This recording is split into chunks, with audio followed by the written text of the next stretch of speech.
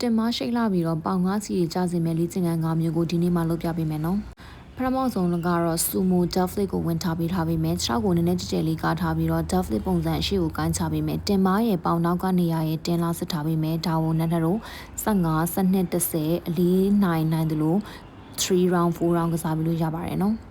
ဒုတိယတစ်ခုကတော့ side step ရဲ့ step back ရဲ့ဝင်ထားပြီးမယ်အဲ့မှာသတိထားမှတစ်ခုကထောက်ထားတဲ့တင်မကို focus ထားပြီးတော့ငြိမ်ထားပေးရမယ်ဘေးဘက်ကိုစေခြင်းအနောက်ကိုစေခြင်းပညာတကြောတူတဲ့3 round 4 round ကစားပြီးလို့ရပါတယ်နော်ဒီနေရာမှာကြိုးဝကိုနိုင်တဲ့ level ကိုသုံးပြီးလို့ရပါတယ်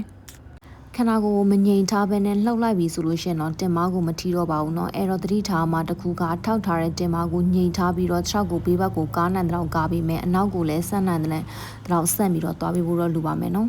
တတိယတစ်ခုအနေနဲ့ကတော့ split side squat ကိုဝင်ထားပေးထားပြီးမယ်နောက်ထပ်ဒီမှာဖလိုက်ပြားကိုနောက်ကျော်မှာဆွဲထားပေးတဲ့ဆိုရင်ပဲဖလိုက်ပြားမရှိဘူးဆိုလို့ရှိရင်တော့ဓာတ်မဲ့သုံးပေးလဲရပါတယ်เนาะ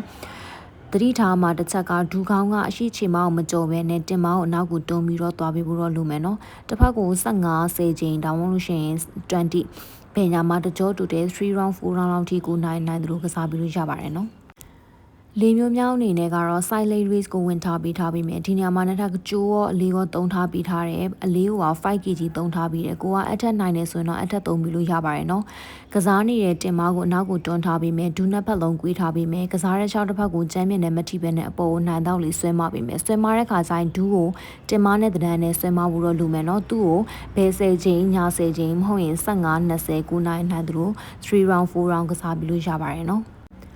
လေမျိုးမြောင်းအနေနဲ့ကတော့ single deadlift ကိုဝင်ထားပေးထားပြီးမယ်အလေးအားချောင်းနဲ့ကပ်ပြီးတော့ပဲဆွဲချထားပြီးမယ်အဲ့မှာအနောက်ကိုဆွဲမတဲ့တင်မကို focus မှထားပဲနဲ့အောက်ကထောက်ထားတဲ့တင်မကို focus ထားပြီးတော့ဆွဲချထားပေးမယ်နော်ဒီမှာအလေးကိုနောက်ထပ်ကတော့ 7.5 ဒါမှမဟုတ်ရှင်ရင်10 kg လောက်ထိသုံးပြီးလို့ရတယ်တကယ်လို့ကိုကအထက်ကိုနိုင်နေဆိုလို့ရှင်တော့အလေးထပ်တူပြီးလဲရပါတယ်နော်သူ့ကိုလည်းနောက်ထပ်တို့အရှိရပြောထားတဲ့အကျင့်ရည်နဲ့အကြောက်ရည်တိုင်းပဲကိုနိုင်တယ်လို့ဝင်ထားပြီးလို့ရတယ်သတိထားမှတစ်ခုကတော့သူကခါနာတက်တဲ့အတွက်ကြောင့်မလို့ bike ကိုသေချာလေးဆွဲညှစ်ပြီးတော့ကစားပေးဖို့တော့လိုပါမယ်နော်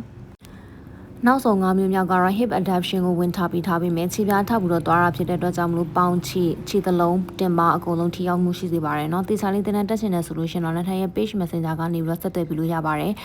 ဇန်နဝါရီအတွက်တင်တန်းကလက်ခံနေပြီဖြစ်ပါတယ်နော်